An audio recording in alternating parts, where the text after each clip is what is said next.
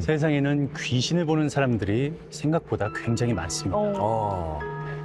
제 친구인 태섭 씨 역시 네. 어렸을 때부터 귀신을 자주 봤다고 하는데요. 정확한 기억은 없지만 이야기 속의 그 5층짜리 아파트에서 살 때부터 봤던 것 같아요. 밤이 돼서 이제 불을 끄고 이제 모두 잘 때가 되면 집안에서 북적북적할 정도로 보였었어요. 오죽하면은 이제 제가 너무 많이 보고 무서워하니까 부모님이 이제 형광등 스위치를 제가 자는 머리맡에다가 설치를 따로 해주셨어요. 너무 힘들었겠다. 그렇죠. 자, 그런데 신기하게도 이 네. 친구는 같은 아파트에 살고 있던 다른 친구의 집에 놀러 가면 귀신이 보이지 않았다고 해요.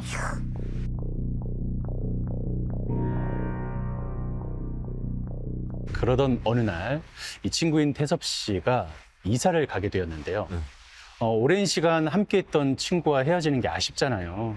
태섭 씨의 친구와 그의 할머니도 같이 나와서 배웅을 해주고 계셨던 상황에서 태섭 씨가 이제 아쉬운 마음에 손을 이렇게 흔들고 있었거든요. 네. 갈게, 잘 있어, 잘 가 하면서 인사를 하고 있는데 그때 갑자기 네.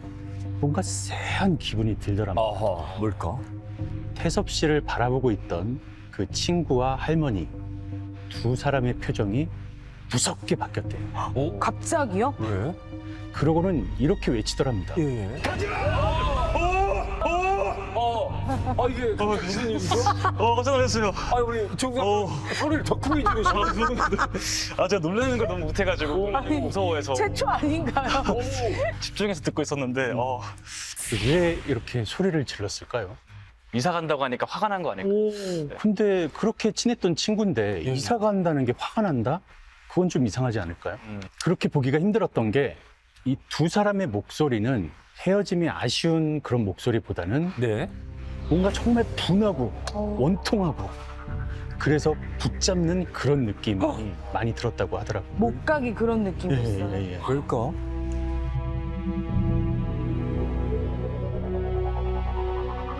그래서 이 태섭 씨는 분명히 막 소리를 치고 막 화난 표정 그런 걸 봤잖아요. 네. 너무 무서우니까 귀를 틀어막고 몸을 웅크리고 벌벌 떨고 있었을 텐데 어머니께서 보시기에는 정말 평범하게 두 사람이 손을 흔들면서 아쉬운 표정으로 잘 가고 인사하는 모습만 보셨던 거죠. 뭐지? 네, 그래서 태섭 씨도 너무 당황스러웠다고 하는데요.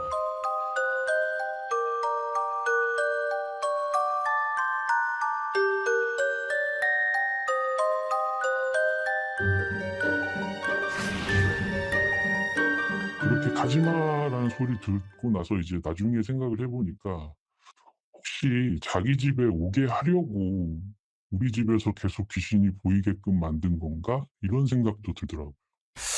저는 지금 약간 좀 잘 모르겠어서 오방도련님 혹시 이런 경우를 또 본 적이 있으실까요?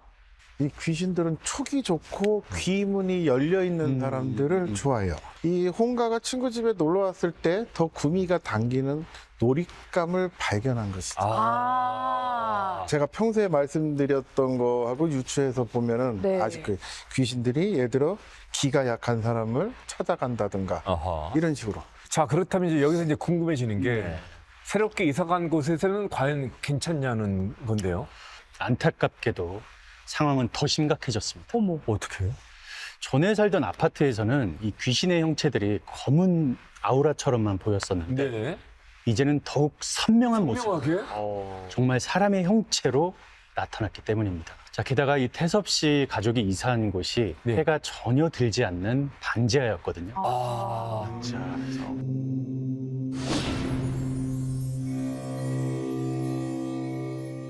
그녀는 항상 긴 머리카락을 늘어뜨리고 바닥에 엎드려 있었습니다.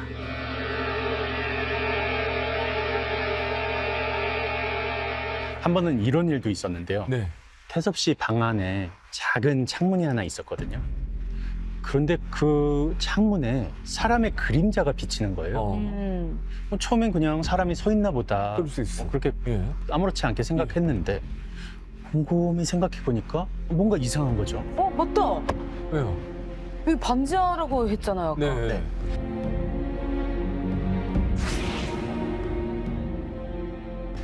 너무 무서웠던 태섭 씨는 이 일 이후로는 창문을 등지고 너무 무서우니까 보지 않으려고? 창문을 등지고 잠을 자기 시작했거든요. 네.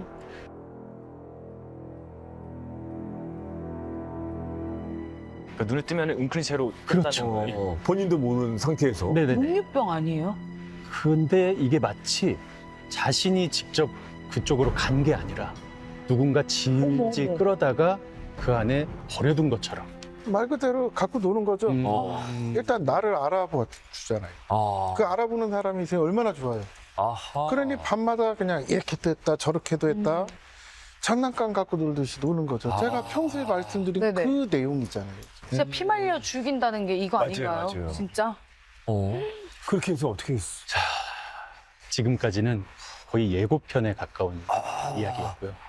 귀신의 진짜 농락은 지금부터 본격적으로 시작이 됩니다. 예. 자, 그날도 태섭 씨는 벽에 등을 붙인 채로 잠에 들었습니다. 그런데 눈을 떠보니까 자신의 눈앞에 웬 여자가 누워서 지그시 바라보고 있었다고 해요. 어우. 어떡해.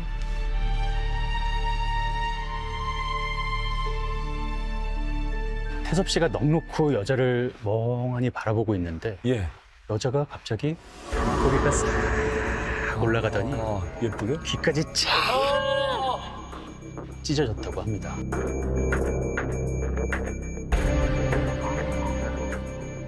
비명을 지를 뻔했는데 가까스로 참아냈다고 합니다. 아하. 그리고 시선을 천장 쪽으로 돌렸죠. 아하. 그런데 여기서 또 뭘 봤는 줄 아세요? 아, 천장에 또 뭐가 있어? 뭐요?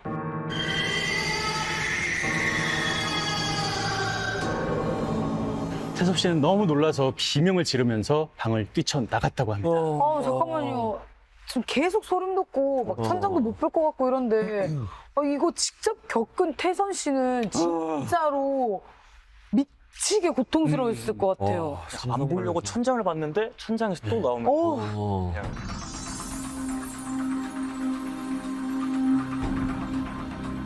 이때 어머니께서 뭘 눈치채신 건지 태섭 씨 어깨를 톡톡 두드려 주시더랍니다. 뭔가를 알고 계시던 얘기. 네, 그런 것 같아요. 어머니는 태섭 씨를 보더니 씩 하고 웃어주셨습니다.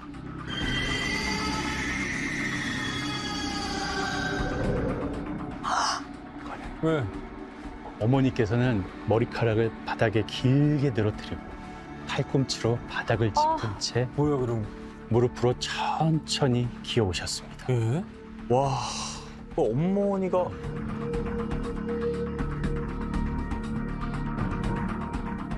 정말 더 무서웠던 건 네. 그런 어머니께서 겁에 질려 있는 이 태섭 씨의 모습을 보고 너무 재밌다는 듯 칼칼칼칼칼 웃고만 있었다는 거죠. 이 약간 반지하집이라서 약간 더 음침했던 것도 이제 한몫했던 것 같은데 뭐 이제 본격적으로 저한테 이제 말을 걸거나 다가와서 이제 자신의 모습을 보여주면서 이제 마치 나 여기 있어 내가 보여? 라는 식으로 이렇게 다가왔던 것 같아요. 나중에 어머니께 이 일에 대해서 여쭤본 적이 있었는데 어머니께서는 전혀 그때 일을 기억하지 못하셨다고 해요. 그러면 제가 봤을 때 결론은 둘 중에 하나인 것 같은데요. 네. 어머니가 귀신에 홀려가지고 어머니도 모르게 그렇게 됐다든지 그렇지. 아니면 애초에 어머니가 아니라 음. 귀신이었던 거예요. 그러니까 어머니 얼굴로 장난을 친 거예요. 자, 안타깝게도 태섭 씨는 이후로도 꽤 오랫동안 귀신에게 시달렸다고 합니다. 자, 그래도 다행인 건 예. 나중에 세월이 흐르고 흘러서 예쁜 아내도 얻었고 오. 예. 자, 이 아내 덕분에 자신이 왜 이렇게 귀신을 많이 보게 됐는지 뒤늦게나마 알게 됐던 이야기가 하나 있는데요. 아내 덕분. 네네. 뭔데요? 와이프도 약간 궁금했었나 봐요. 그래서 점을 저한테 얘기하고 점을 보러 가가지고 무당한테 얘기했더니 그 무당이 하는 말이 집안에 무당팔자가 둘이나 있는데 그 둘 다 무당이 되지 못하고 그래서 대물림 돼서 제가 귀신이 자꾸 보이는 것 같다라고 그렇게 얘기를 해줬대요. 집안이에요. 네네. 먼 친척이나 돌아가신 분 중에 있을 수도 있겠다. 돌아가신 분. 그렇죠. 그 비밀은 의외로 아주 가까이서 찾을 수 있었는데 네네네. 빨리 알고 싶어. 바로 이 태섭 씨의 어머니께서 이 모든 사실을 알고 계셨습니다. 네.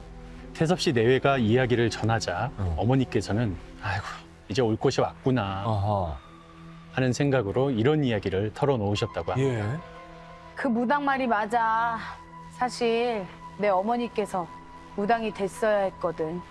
신내림 피하려고 밤낮으로 기도하던 엄마 결국 신병으로 고생하다 돌아가셨고 언니 역시 어느 날부터 계속 아팠어. 그러다가 죽기 전에 이런 말을 했지. 우리 집안 여자들 계속 신병으로 죽는데 내가 그건 죽어서라도 막아줄게. 너희들은 내가 지켜줄게. 우와, 이게 막으려고 계속 이렇게 하셨구나. 신병? 네. 그런 죽은 이모님의 유언 때문이었는지 그 뒤로도 이 집안 여자들한테는 아무 일도 생기지 않았다고 합니다. 네. 그런데 문제는 집안 남자 형제들. 이 집안 남자 형제들이 죄다 일찍 돌아가셨다고 합니다. 아이고. 이런 게 진짜 있나 봐요. 이 태섭 씨가 자꾸 귀신한테 시달렸던 것도 이런 영향이 있었던 거죠. 그 뒤로 종종 귀신을 보긴 했는데 네. 이 아내분과 결혼한 뒤부터는 예전처럼 심하지 않은 정도. 와이프가 좀 그냥 봐도 좀 기가 센 편이에요. 그래가지고 결혼을 하고 나서부터는 진짜 거짓말처럼 거의 안 보이기 시작하더라고요. 근데 와이프가 기로 눌러주고 있는 게 아닌가 그런 생각이 들어서 와이프한테 많이 고마워하고 있죠. 지금 결혼을 정말 잘하는 거네요. 네네. 태섭 씨 입장에서는. 네네. 근데 이럴 수도 있나요? 얼마든지요. 얼마든지. 실제로 남녀가 만나서 이제 결혼을 하잖아요. 네. 그러면 학궁이라는 걸 하잖아요. 그러면 거기에서 좋은 기운을 얻을 수가 있어요. 배우자한테서.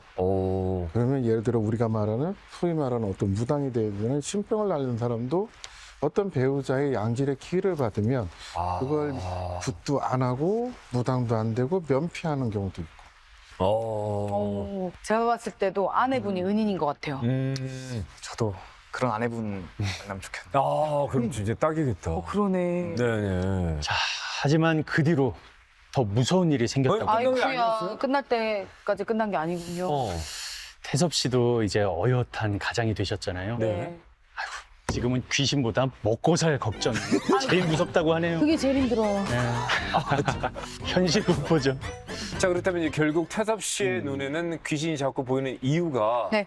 그러니까 신내림을 받아야 할 운명을 거슬렸기 때문이라는 것인데, 야, 근데 이게 어떻게 3대를 거쳐서 내려갈 정도로 이게 강하긴 강했나 봐요.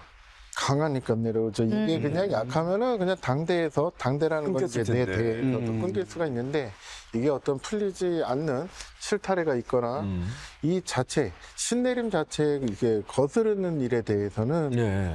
내가 신을 안 받으면 내 자손이 대물림을 한다는 속설도 있잖아요. 네. 그래서 신내림뿐만 아니라 어떤 풍파 어허. 제일 무서운 게 그거잖아요. 무당되는 것 자체는 운명이라면 받아들일 수는 있는데 네. 그렇죠. 그 기간 동안 겪어야 되는 수많은 풍파, 업보를 사실 맨정신으로 버티는 사람이 거의 없거든요. 그렇죠. 저 같은 경우도 마찬가지예요. 저 21살 때 음주운전자한테 정면으로 박치기 당해서 대낮에 3.1절 날 대낮에 낮 11시에 정면으로 추돌당해서 만 1년 입원하고 영구장애 36% 장애인이에요. 네. 제가 와. 보는 거하고 다르게. 아이고. 그러니까 사람들은 제가 뚱뚱해서 띠뚱거리는 줄 아는데 그때 양쪽 허리가 다 주저앉았어요. 어머. 그래서 못 걷는다 그랬어. 안전뱅이가 된다 그랬는데 기적적으로 걷는 거예요. 그래서 평생 약을 한 번도 안 먹었는데 그때부터 약을 하루에 20알, 30알, 스테로이드까지 장기간 복용을 했었고 실제로 그런 게 네, 그러니까 이게 신병으로만 치는 게 아니라 네. 돈으로 칠 수도 있고요. 건강으로 칠 수도 있어요. 하고 내 주변 사람들이 계속 우한, 뭐 이혼을 당한다, 갑자기 뭐 교통사고가 났는데 거기서 뭐 그 자리에서 축사를 했다든가 이런 식으로 여러 방면으로 와요. 근데 저 같은 경우는 돈하고 제 몸으로 쳤죠. 저도 김현 이야기 진행하면서 늘 느끼는 거지만은 이 귀신이라는 것도 무턱대고 나타나지는 않는다. 맞아요. 네. 자, 아무튼 또 스릴 넘쳤던 공포의 괴담 역시나 믿고 듣는 우리 왓슨님 얘기 잘 들었습니다. 감사합니다. 네.